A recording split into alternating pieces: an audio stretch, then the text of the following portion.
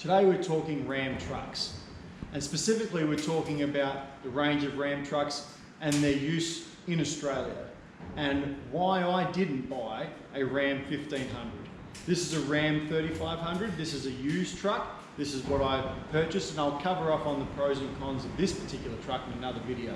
But what I did want to cover off on before we get to that is why I didn't buy a 1500. The reason is because the 1500 in Australia is really compelling. I've looked at US trucks for a long time. I've followed them ever since the F250s were sold as a factory right-hand drive vehicle in the early 2000s to 2005.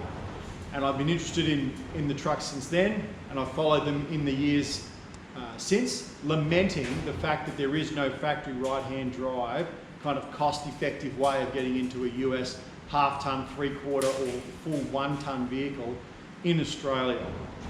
I mention all that because a couple of years ago, 2 years ago, when the Ram 1500 was announced, it was in many automotive outlets that the Ram 1500 was going to be released as a factory-supported option converted by ASV in Melbourne.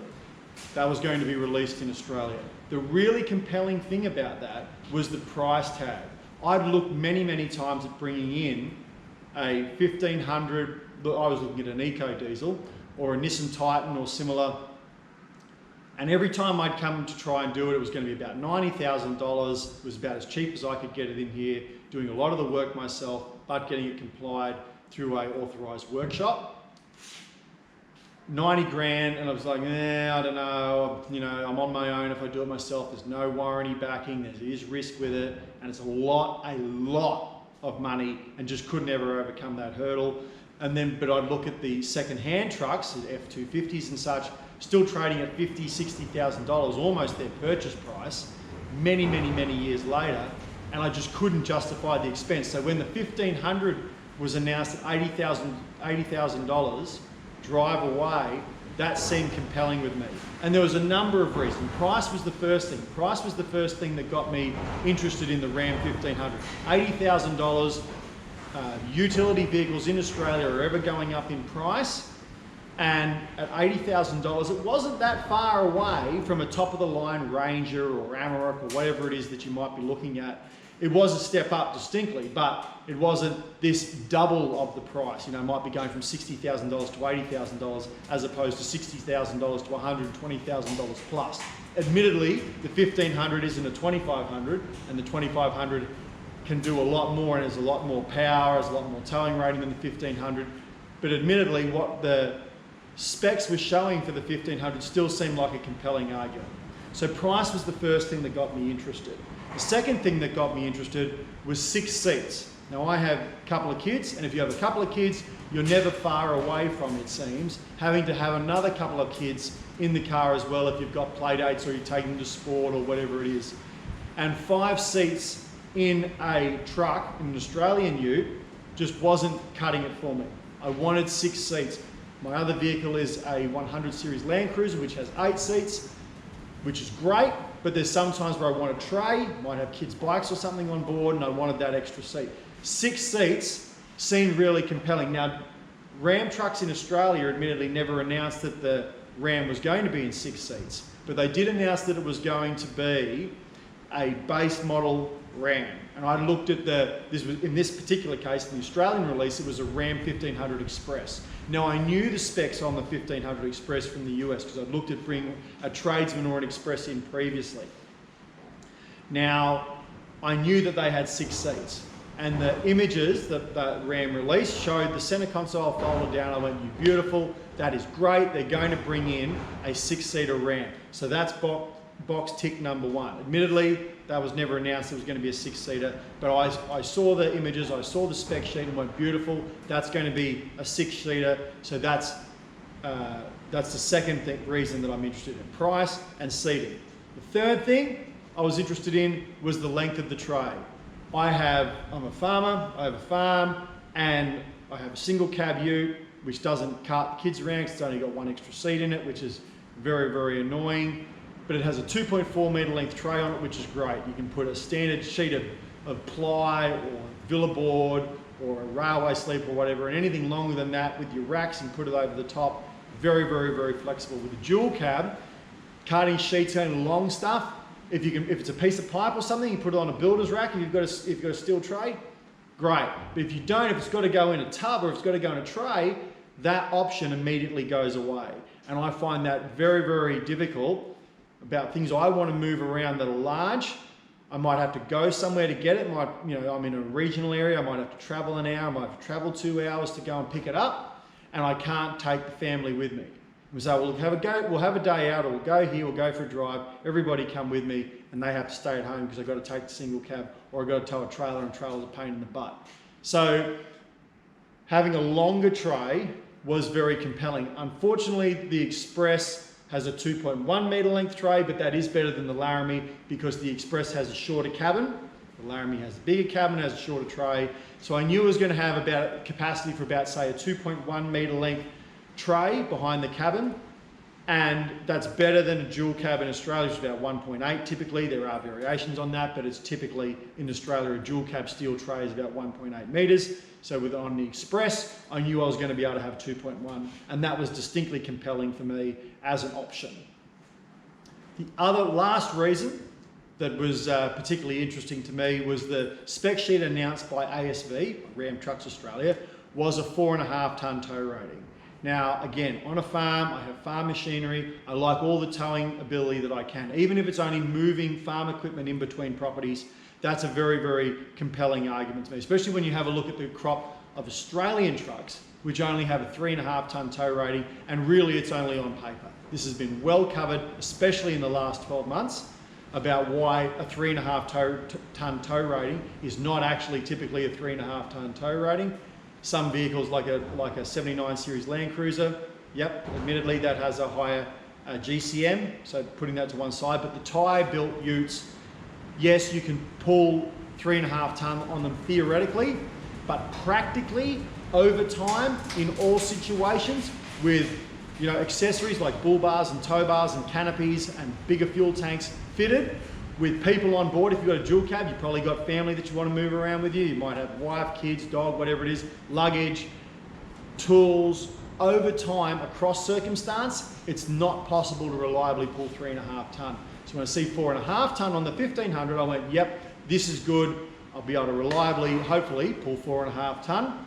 And it means I can move some farm machinery around. I can do some heavier pulling. That is very, very compelling. Okay, so what happened is the Dodge Ram, or it's not the Dodge Ram, excuse me. My truck's a Dodge Ram. Modern trucks are Ram trucks. The Dodge is gone. Ram's been spun off into its own brand.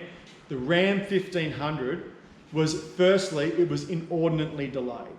It was slated to come out, I believe, at the start of the new financial year, a couple of years ago, and it got delayed and delayed and delayed and delayed. And the announcement that it was going to come out at the beginning of the new financial year wasn't like a couple of days ahead. It was about 3 months out. And ASV said, we're going to launch this truck at the end of financial year. It's going to be petrol only, Express and Laramie, and the diesel will follow at the end of the year.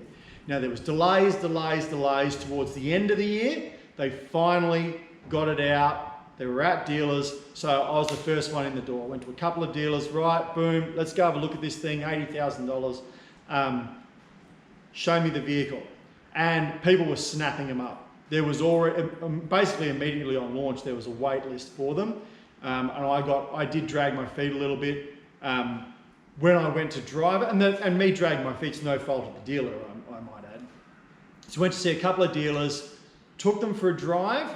Now the 1500, I expected to be extraordinarily plush. It's got sprung rear end.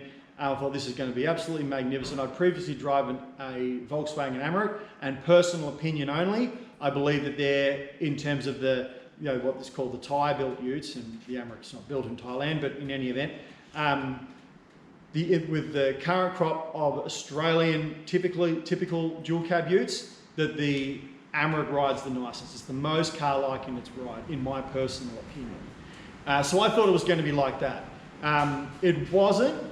It's not bad, but it's got that typical skitterish back end that is typical of utes, and you kind of expect that when utes are dialed in to carry loads. You would expect a little bit of that.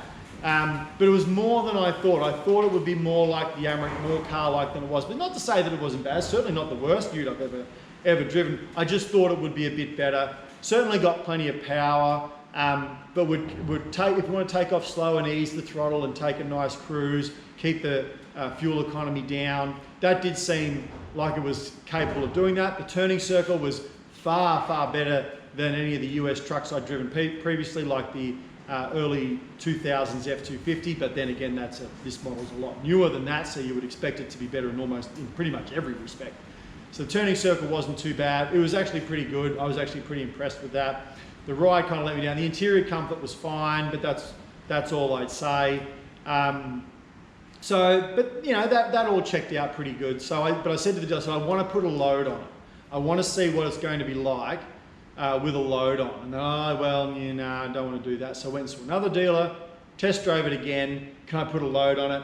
Yep, you can. Okay, rightio. So I got a car trailer with the rolling weight was about 3 ton, towed it up to the dealer, put it on the back of the tow bar, and the ute went front end straight up in the air. And driving with it, pulled it, no problems at all. But there was distinct weight, and it was definitely nose up. And I went, okay, well this shouldn't be, you know, the suspension shouldn't be struggling with a 3 ton load if it's 4.5 ton tow rated. And it wasn't struggling; it just wasn't doing it as well as I thought it might.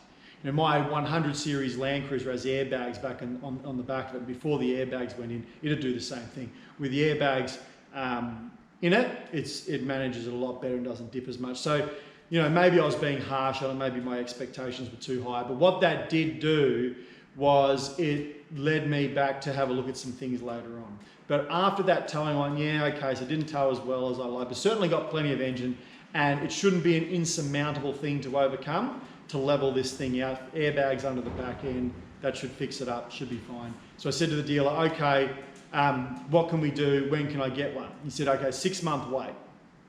Oh, okay, well, I don't really want to wait 6 months. I'm going into harvest.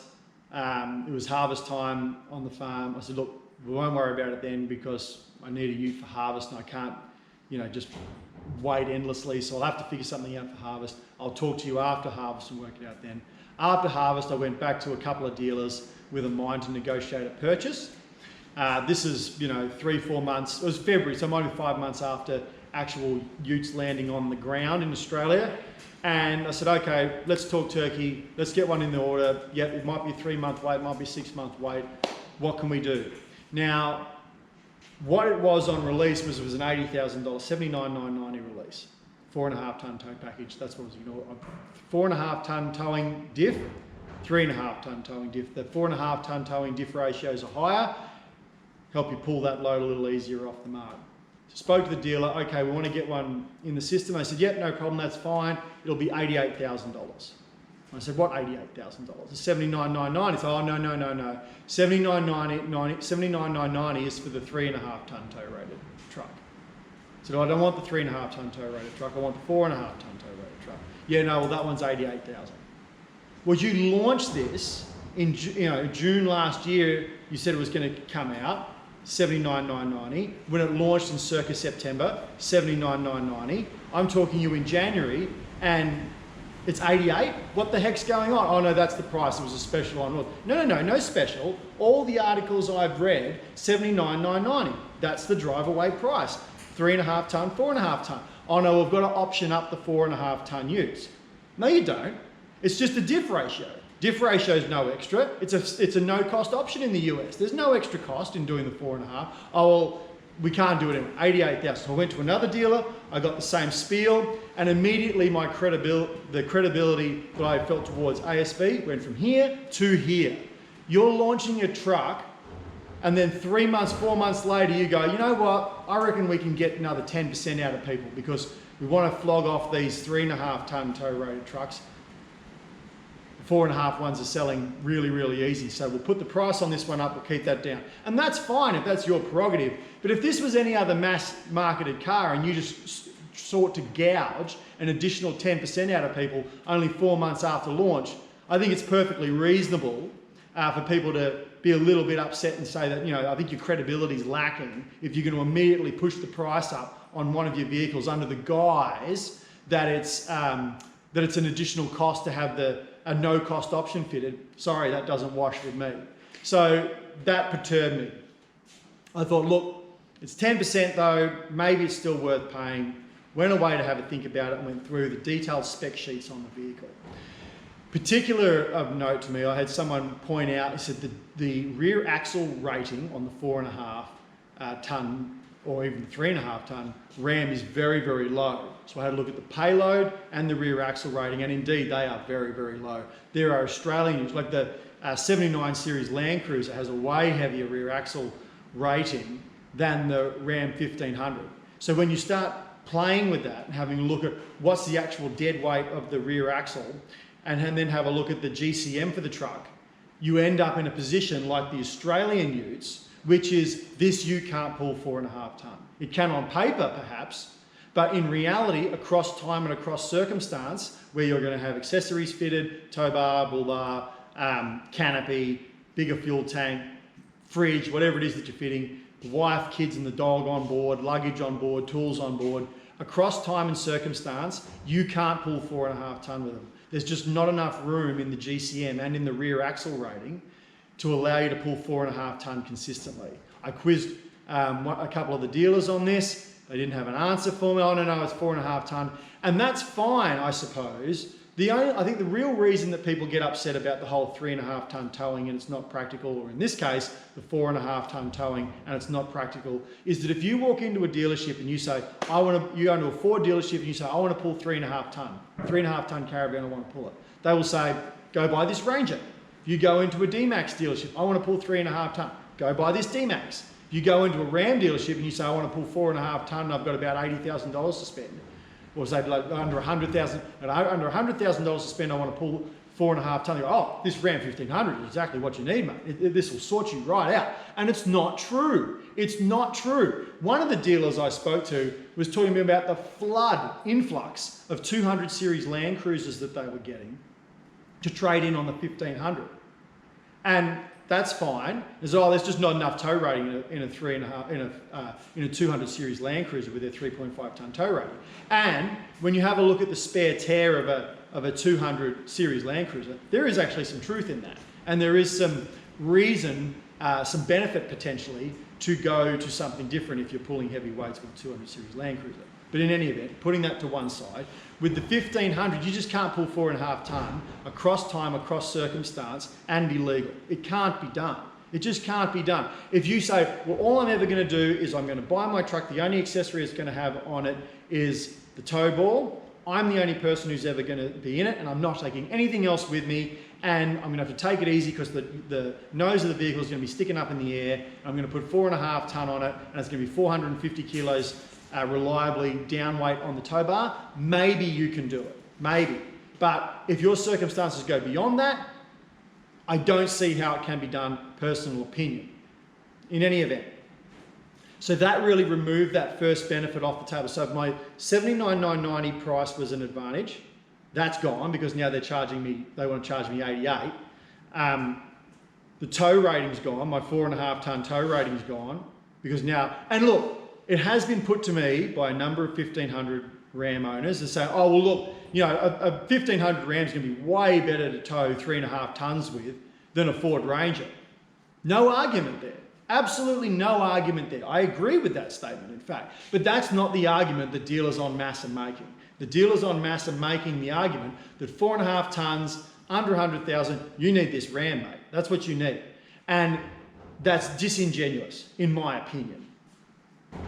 But if you want to pull 3.5 tonnes and you think a Ram will suit you and it will tow it better than your 200 series, it probably will. However, the other thing I often hear from people who have the 1500 Ram, and they'll get a 1500 Ram or a 2500 Ram and they'll buy it and they say, oh, I traded my 200 series in on this Ram, and it's so much luxurious. The ride is nicer, the comfort is better, it's just an all-round better place to be in every possible regard.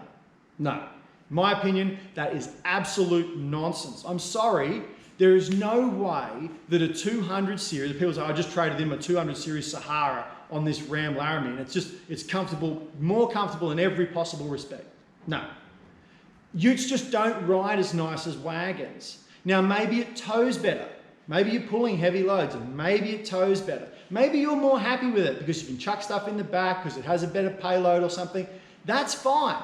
But in terms of this rides better, this is more comfortable to me, I don't see it. I've got a Land Cruiser, and I've got a 100 series, 200 series, way more luxurious than that. And I've driven the 1500 Ram in Laramie and in Express, and I've driven a new 2500. My 100 series Land Cruiser is more comfortable. The 200 series is more comfortable than my 100 series Land Cruiser. It's just, look, if you like it better, more power to you, that's great. I just don't see how a trayback that is built in for a heavier payload is going to be, it's just not. It's not true. In any event, I've got two of my principal advantages gone. The other thing I was looking at, as I said, was 6 seats. I wanted 6 seats. Now, when Ram brought the vehicle in, they bolted, they put a latch on it and hard mounted the center seat, the dicky seat, or the jump seat, whatever you want to call it, in the front down. So, and there's no seatbelt there, it's registered as a 5-seater. So that got rid of that. And admittedly, I completely admit that that was an assumption. I assumed that it would be a 6-seater, and it wasn't, it was a 5-seater. But that advantage was gone too. Now, subsequent to that, as we stand here today, there are companies now that are engineering the Ram 1500 so that you can remove the latch, sit it up, put an extra seatbelt in and get it recomplied for the cost of, and I've seen it, you know, from somewhere between 1,500 all the way up to about $5 grand is what people seem to be charging. That's a big spread, depends what state you're in and who's offering the service. To convert it so that you're legally able to run the 6 seats in a 1500 Express. When I was looking, I figured it was possible, but I didn't know, and I knew it was going to be an additional cost. And because I didn't know whether it could be done, that came an additional risk. Now, me, with a whole slew of other people, have asked Ram Trucks Australia through the dealer network, why didn't you make it a 6-seater? And I've heard of various responses. The chief response seems to be, oh, we had to do it that way. If we didn't register it as a 5-seater, it would attract the luxury car tax. That's rubbish. It's a utility vehicle. If that was true, Iveco, with their series of trucks, which is a 7-seater, I believe, they'd be ripping seats out of that thing everywhere. That's not the reason. That's not the reason. When I was looking to bring in trucks, I looked to bring in a Nissan Titan, I looked to bring in a 1500 Eco Diesel. All of them were 6 seats. I've spoken to people who've brought in 6-seater Tundras. No mention of, oh, we had to make a call because the luxury car tax was going to be termed a luxury vehicle, was going to cost a fortune. That's not the reason. I don't know the reason, and my conjecture is only as good as anybody else's, but I suspect that what the reason is that Ram Trucks Australia, ASV, have always said that they've got this full compliance truck. That's what they want. They want to be full compliance. They want to be doing large volume. And I suspect that the reason that they didn't comply it as a 6-seater was because it was going to be inordinately difficult for them to comply a 6-seater and get a good crash test rating. It was going to be very, very, very difficult for them to do that, which makes sense because you've got someone in the middle of the car, no airbag, no protection, head straight into the dash if you have an accident. Now that's a risk that individuals, if they have 6-seaters, that's a risk that they have to consider as to whether they're willing to take that or not. But I suspect that that's the real reason, is that crash testing, the potential for crash testing and a poor result was the reason that they didn't comply as a 6-seater. Now, that also brings us to a point, a little side note, on the fact that the 1500 released through ASV is the previous generation truck. When ASV announced the launch, forums always seem to have a comment of saying, well, this is the last generation truck. Why aren't they bringing the new truck in? That's true, it is the last generation truck. Now, the current generation truck is being sold, and you can buy that through other importers, but ASV aren't offering, they're offering it the previous model. This is kind of akin to in the mid-2000s where Nissan was selling the D40 Navara and they were selling the previous generation D22 alongside of it at a cheaper price. From memory, in the late mid-2000s, you could buy like a D40 STX for about, say, $45,000, or you could buy an STR, the top of the line, if you will, D22 for $32,990 on special. So, it was distinctly cheaper. That's what Ram are doing in the US. They're selling the previous generation truck alongside the new one, and the previous generation truck is selling at a discount. Now, the previous generation truck selling at a discount obviously brings discounts for the Australian market, and if ASV was seeking that $79,990 as a sweet spot to retail the truck for the Express, they're not going to be able to do that with the current generation truck, which I assume is why they've been not swift to bring the current generation truck in. So I have my $79,990 price point gone. It's not it's going to be 10% higher than that. I'm not going to be able to pull 4.5 tonne, and I can't put 6 seats. So the one thing I'm left with is a 2.1 metre length tray. I've still got that. That's still legit, although my towing and payload is probably compromised compared to, you know, the ute I had at the time in terms of a single cab, and that may not be a fair comparison comparing a single cab with the dual cab Ram, but they're the things I needed. I needed a full-size tray that was able to take good weight. I needed 6 seats. I needed 4.5 tonne. I needed to get it relatively cost effectively, and I couldn't do it. So pretty much all but the tray, all of the advantages I'd previously seen with the Ram were gone. So that's why I didn't buy a 1500.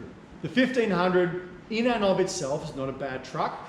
I'm not arguing that point. You know, it's a previous generation truck, but you know, people say, oh, it's not been crash tested, it's only got 2 airbags in the front. Well, the motoring journalists in Australia are more than happy to rate the V6 Amarok very, very highly, despite it having no airbags in the back. Still, got a 5-star safety rating on release, the Amarok did. That's on release, that's some time ago now.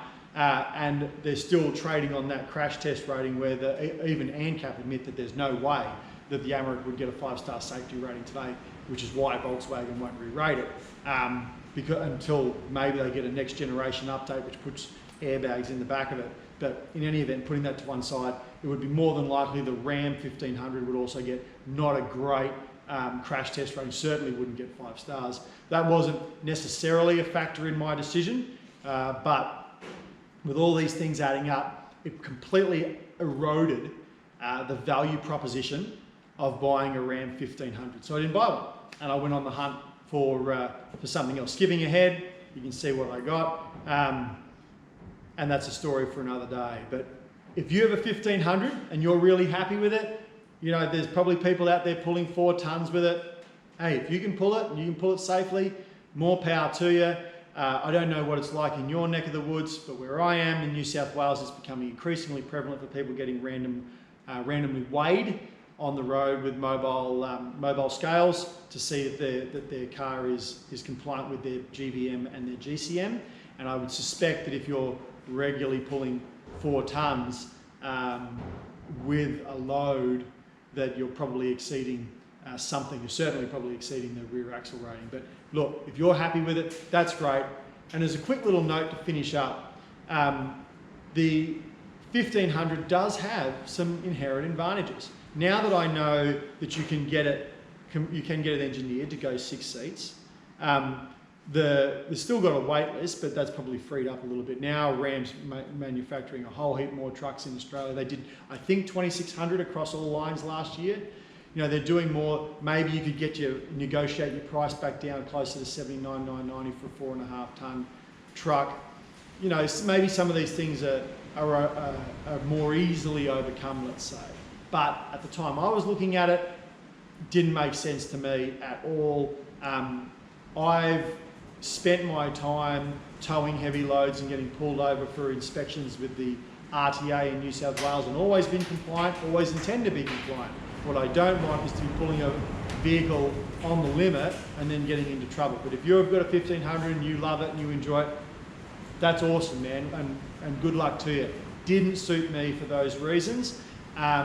And in retrospect, I probably wouldn't still buy one, even with some of the issues that are overcome, because I've been watching online forums about people's complaints about the Ram and ASV in terms of I'm only relaying what I've read. This is only a personal summarization of things that I've read, is the amount of recalls on these things are just unbelievable. And if they're not recalls, they're things that people go, oh, it's a common problem. Oh, my thing's leaking oil out of this spot. Oh yeah, that's a common problem. You need to go back, they need to fix this hose. There's water leaking in my car. Oh yeah, that's a common problem. You've got to go do this, you've got to fix this. Oh, my car's pulling to the left. Yeah, that's a common problem. You've got to go do this. The amount of things that seem to be just little things going wrong with these trucks is just unbelievable. And when you spend $80,000, I wouldn't tolerate that thing if I bought a $15,000 brand new car, let alone an $80,000 vehicle. The amount of things that people go, oh, this is a common problem.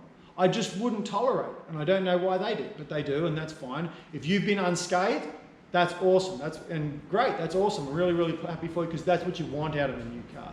But I probably still wouldn't buy one because of that issue. If I was going to buy a new truck, maybe, I don't know if I'd buy a Ram, I don't know what I'd do, I'd have to have a look at it in more detail in the current generation trucks. But in any event, I would probably, personal opinion only, wouldn't buy from ASV, I'd buy from Maracunda or from SCD or Trucks and Toys or somebody else that seems to have a little bit less complaints per customer that they have actually served, not aggregate, because ASV is selling more vehicles than anyone else. That's probably where I'd look. But in any event, that's something else that I'm not currently looking for a vehicle. So I don't know. But I hope you've got some value out of this. It's all opinions expressed are only my personal opinions. That's why I didn't buy a 1500.